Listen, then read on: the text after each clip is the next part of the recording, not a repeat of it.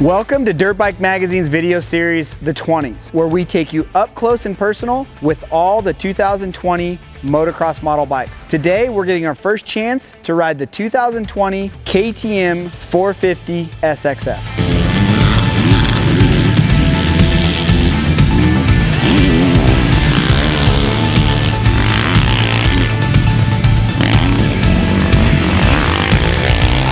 If you're familiar with the 2019.5 KTM Factory Edition 450, you're pretty familiar with this motorcycle. There's not a lot of differences between the two. Naturally, right off the bat, you can see in the video that there is two optional airbox covers, one with holes in it, one without holes in it. It does have a 49 tooth rear sprocket rather than a 48 tooth rear sprocket that last year's model had. There's minor changes inside the engine with a new piston that has a different skirt design, designed to produce less friction when the bike gets hot, therefore producing ultimately more power. And it received new mapping to complement the new piston design. Other than that, this bike is very similar to the factory edition. Obviously, the upgraded wheels, the triple clamps, and the slip-on exhaust that were on the factory edition don't carry over to the 2020 model. If you want all the in-depth specs about everything that changed on this motorcycle,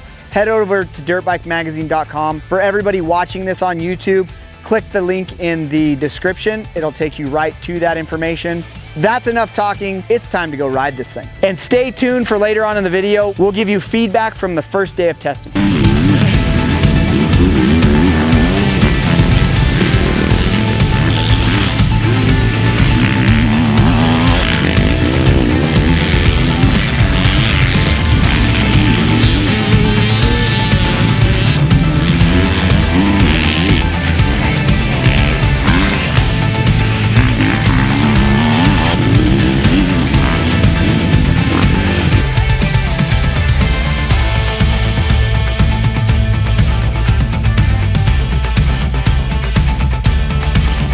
We just finished with our first day of testing on the 2020 KTM 450SXF, and it's not really surprising to us. We got a little bit of a glimpse on what the bike might be with the factory edition. We are noticing that the bike does have a lot more spunk right off bottom than what the standard edition was last year. We did notice right off the bat with the open airbox or the airbox with vents in it, it does have a little bit more throttle response right down low.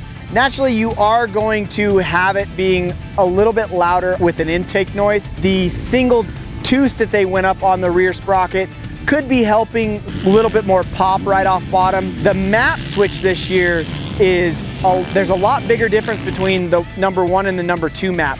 The number 2 map does come on earlier compared to what last year's model was, pulls harder through the mid and pulls longer on top. Whereas the number 1 map comes on fairly quickly down low, but then signs off a lot sooner. KTM offers two different cams for the throttle tube, a gray one and a black one. We did get to test those back to back. The gray one has a longer pull, gets it a little bit smoother off bottom, where the black one has a shorter pull, gives you more of a sensation down low of getting power right away. Our test riders were kind of conflicted in that. Some of them liked a little bit of a delay and a little bit longer pull, it makes it a little bit smoother for them, and then some people want power right away. There is slight differences in suspension setup on this model than from the factory edition. We still think it's a little bit harsh overall. It didn't really affect our bigger riders that are a little bit on the fast side, but it did affect our smaller riders and maybe some of our slower riders. They can feel it back in their hands, and that's going to be something that we can adjust out at a later date and do a lot more testing on, just to get some of that rider comfort. It is nice that KTM is giving us two different options on the airbox cover. There is the guy that thinks he needs all the power that he can get, doesn't mind the extra noise, and then there is those guys that don't mind maybe not having that, grasp right off the bottom and doesn't want the extra noise. So it's nice that they're including both. They may make both riders happy. And even with amongst our test riders today, we do have those two guys. Me personally, I don't really like the extra intake noise. I don't mind that there isn't that jumpiness right off bottom in the power department. I would rather run the closed airbox.